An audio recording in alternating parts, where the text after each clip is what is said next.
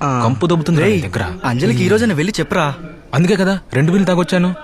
ఈ రోజు తప్పకుండా చెప్తాను. మాటలన్నీ మనం వినకూడదురా. పోరా నువ్వు ఇక్కడి నుంచి. చెప్దాం అనుకుంటూ 4 ఏళ్ళు ఆపుకున్నా. ఇవాళ ఎలా వల్ల చెప్పేస్తానరా. నా వల్ల కాదు ఇంకా. సచిన్ చెప్పు, ఏంటి విషయం? అది నేను సంజు యూకే వెళ్తున్నా. అక్కడ మాట్లాడుకుంటున్నప్పుడు విన్నాను.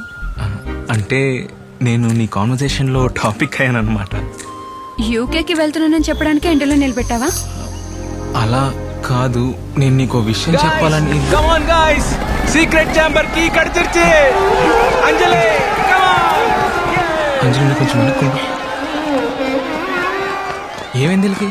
ఎందుకు ఈ సంబరాలు? ఎగ్జామ్స్ క్యాన్సిల్ అయ్యా ఏంటి? అది సీక్రెట్ ఛాంబర్ తాళం దొరికింది, అది ఓపెన్ చేయడానికి వెళ్తున్నాను. నువ్వు వెళ్ళట్లేదా? లేదు, నేను ఆ హృదయం సినిమా చూడలేదు, భయం వేసింది. వీళ్ళు మారరు, ఇంకా మలయాళం సినిమాలే వీళ్ళందరినీ చెడగొట్టేసాయి. అంటే నేను వెళ్ళి చూసొస్తాను. అయ్యో పోవద్దు, నేను ప్రిపేర్ అయ్యి వచ్చా, పర్లేదు వెయిట్ చేయి. అది అంజలి, నువ్వంటే ఇప్పటి నుంచే కాదు, ఫస్ట్ ఇయర్ నుంచే నేను నీకు చెప్పాలని. ఇప్పుడు కూడా చెప్పకపోతే కరెక్ట్ కాదు. నాకు నువ్వంటే ఇష్టం. సచిన్ తాగొచ్చావా? లేదు, అది వాళ్ళు నన్ను బలవంత పెడితేనే. నువ్వు మందు తాగితే గానీ నాతో మాట్లాడలేవా ఏంటి? ఒకసారి పందిలాగా తాగి నాకు కాల్ చేసా, గుర్తుందా?